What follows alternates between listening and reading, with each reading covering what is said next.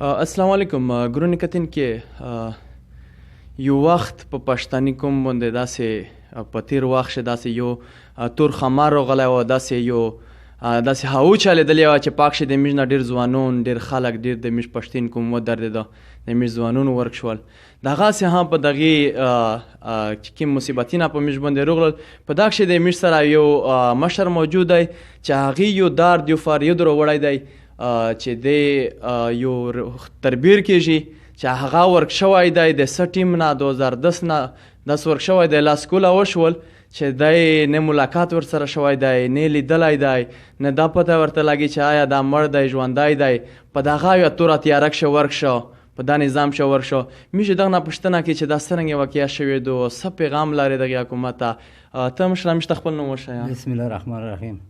دا خو داسې خبره وه چې دا خو کم عمر وه چې کیزر غلی و کراچۍ ته، بیا کلنډري کوله، بیا ډوري ته سیخ شو، بیا پکې نه بعد یو کلی په وطن باندې و، بیا چې یک ښار ته شناخاتي نه ورسره رجسټري کړې وه، رجسټري پارچه هم وه ورسره، څه ثبوت و ورسره. بیا شنباز دی په ګیټ باندې یې کیس کو، اچھا نوم یې میرزاده دی، امیرزاده، لور نوم یې سلطان دی، علاقه پوس ګورګورې نامخ زندو دا کلی دی.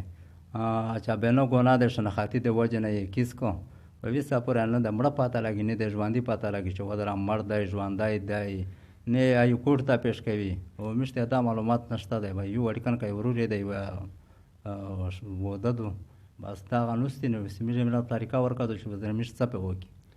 چیرې حکومتي چارې کاغذي نغام جمع کړي دي که دا چې کاروایي هم نه ده کړې عدالت شی؟ نه عدالت ته خو نه پیش کړی دی، بیا څرنګه یې عدالتي کاروایي کړي وو، خو وکړه معلومات نه کېږي چې د مړ یې که ژوندی.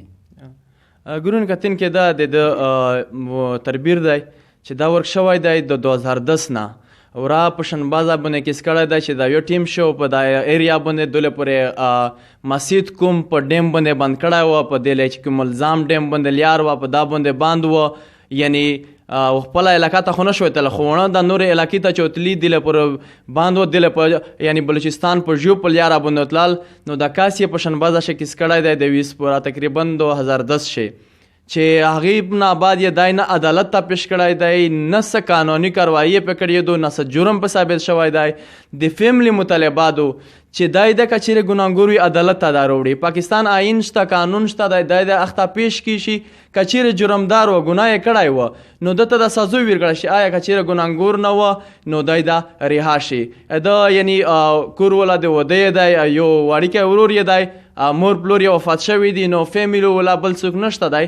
نو د دغې په انتظار ورته نوستې چې موږ زونو موږ ته رودرېمي. نو موږ د پښتون ژغورنې غورځنګ دغه په ټولو نه لویه غټه مطالبه دا ده چې کوم خلک ورک شوی دی، میسینګ شوی دی، هغه د دی عدالت ته پیش کړي. پاکستان آئین د قانون د اخته ته پیش کړي.